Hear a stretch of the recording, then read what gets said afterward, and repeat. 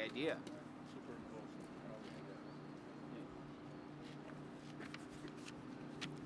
Good morning, everyone, and welcome to the LaUna Local 506 Training Center.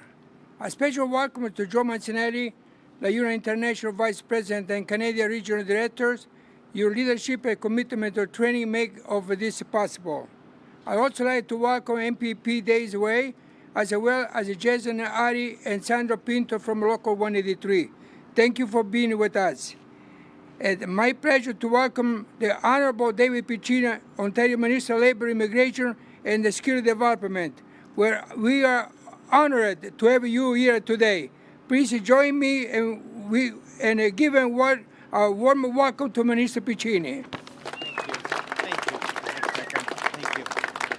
Thank you very much, Carmen, for that kind introduction and for welcoming us here to your beautiful training center, LaUna 506. I'm honored to be here with MPP Daisy Way, who is a phenomenal colleague and champion for the skilled trades. Daisy, thank you for joining me here. We have some incredible partners. You know, first and foremost, Joe Mancinelli. Thank you, Joe, for your leadership. Joe and the team always bring ideas, are solutions-oriented, and I can think of no greater champion for men and women in the skilled trades, a theme we're going to touch on today, than you, Joe. Thank you for your leadership for workers across Canada. Carmen, thank you for welcoming us here.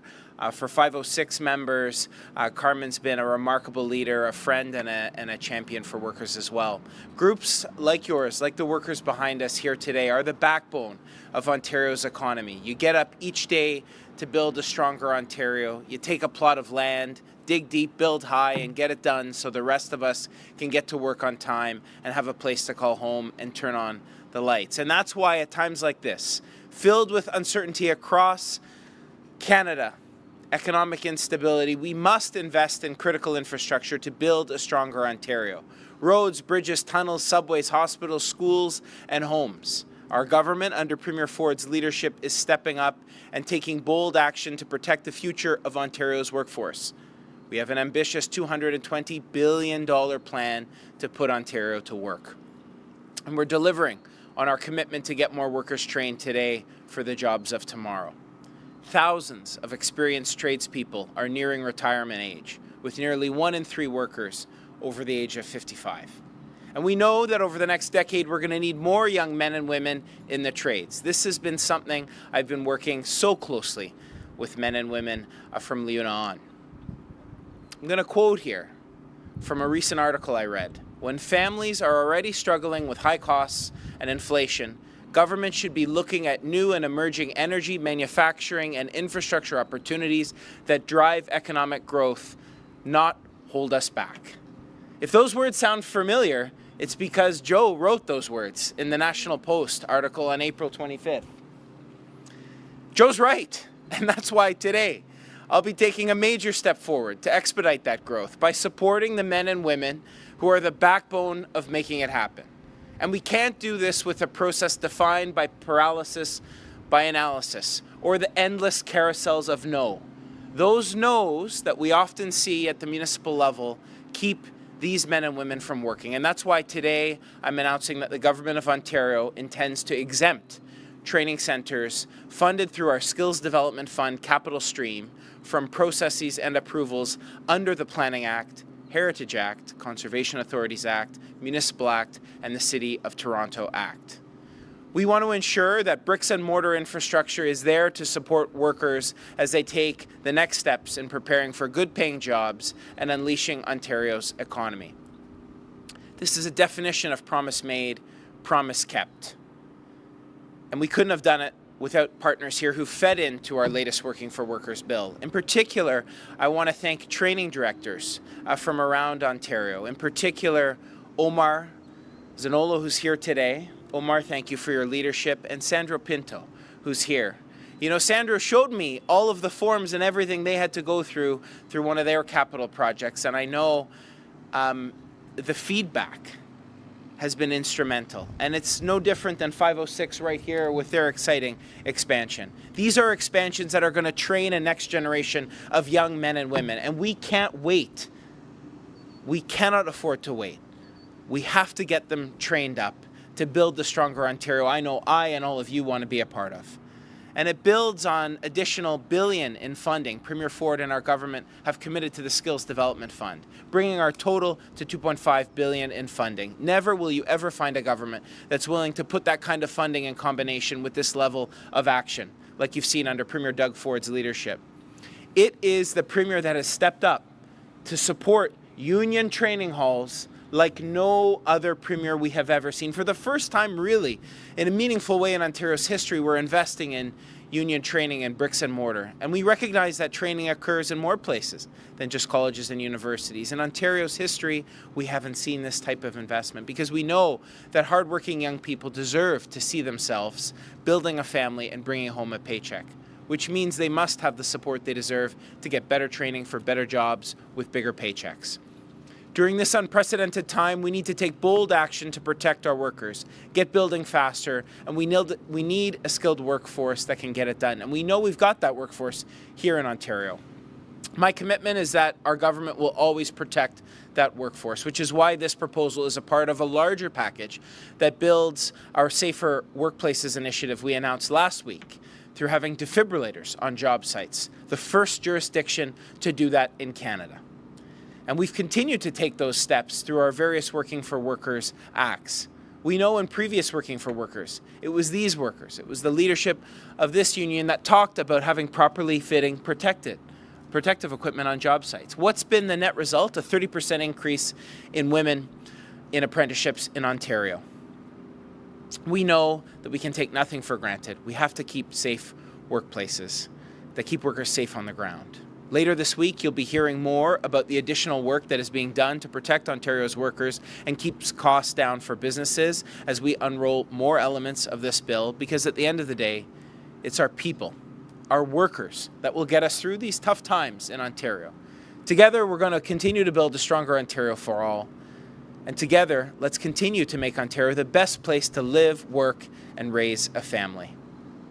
Thank you all for joining us here today. A special thank you to 506 eBoard who are here today. And now it's my great privilege to pass the mic to Joe Mancinelli. Joe, thank you.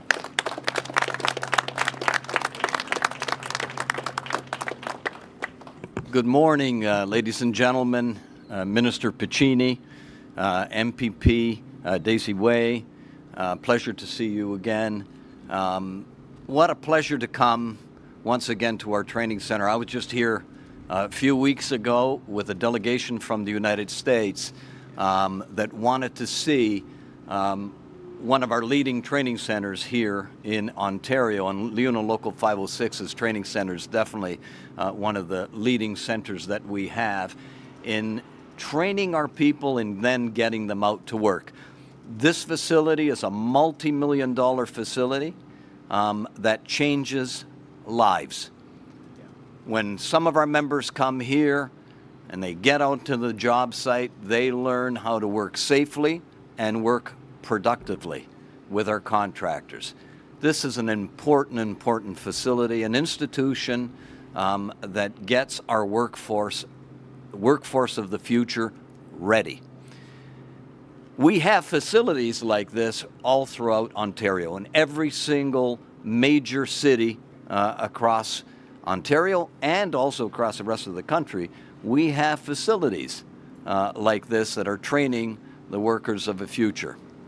Unfortunately, when it comes to building these facilities, we run into a lot of inertia that because of regulatory measures in our municipalities, it slows down our ability to put these centers up in an efficient and fast way. I want to take this opportunity to thank Premier Ford and Minister Piccini for such a progressive and innovative legislation that will get these centers built on time and on budget. You know, the longer it takes to deal with the regulations in the municipalities, it costs these training centers a lot of time and money that will be saved so that we can invest that money with our trainees as opposed to the regulations in the municipalities. And so we're very pleased that we have a government here in Ontario that is paying attention to the details that are necessary and needed in order to do things faster, more efficiently, and more productively. So thank you, Minister Piccini, and please thank the Premier and Cabinet and all the MPs that are involved. This is wonderful news, and we're headed in the right direction, and we look forward to more news on the safety as well, protecting the workers of Ontario. So I'm going to pass it back to Minister Piccini for questions. Thank you. Thank you. Thank you. We'll now take questions from the media. Please mention your name and outlet. One question, one follow-up. Hey, Minister. Barbara with Hey. QP Briefing. How are you? Good. How are you? I'm good. I wanted to ask you about immigration and labor Yes. shortage. So, as you know, the waiting time for skilled immigrants to come to Ontario through the provincial nominee program nearly doubled. And the federal government also decided to cap temporary immigration intake last year, and so Ontario's intake was capped in half. The province promised to build a lot of housing and, as you said, big infrastructure projects as well in this budget. So a great part of the construction workers we have in Ontario come through this program. Do you think would the government still be able to deliver on these promises considering the current scenario and also the 4.5% labor shortage that we have in the construction sector right now on top of all these things? Thank you, Barbara. I watched your video on QP Briefing on this, so thank you. Look, as a grandson of immigrants who came here, this country, this province has always been a place of opportunity. And we know the federal government have taken steps to reduce the provincial nominee programs. They've cut ours in half. That will have no impact on our ability to meet our targets. I'll note that the 2 years you mention is the federal processing times. We have no issues meeting our allocation. I will say that we have a record number of young men and women in apprenticeships here in Ontario today. We're promoting those pathways thanks to partnerships with this union and so many more across Ontario through our Level Up that are promoting pathways into the trades for young men and women. We've seen a historic increase. That's almost 30,000 more young men and women in apprenticeships today than when we first took office in 2018. We're breaking down barriers for women. Again, something I know that this union, Victoria, you've been a big champion on personal protective equipment. That's seen an increase in women registration in apprenticeships. And we'll continue to work on breaking down pathways. It was this province that removed Canadian work experience requirements. We were the first jurisdiction in Canada to do that. Again, we worked in partnerships with many of these members here today on that. So we'll continue making sure that those who are here have a shot at achieving their full potential, removing barriers to make sure people realize their dream of home ownership and so much more in Ontario.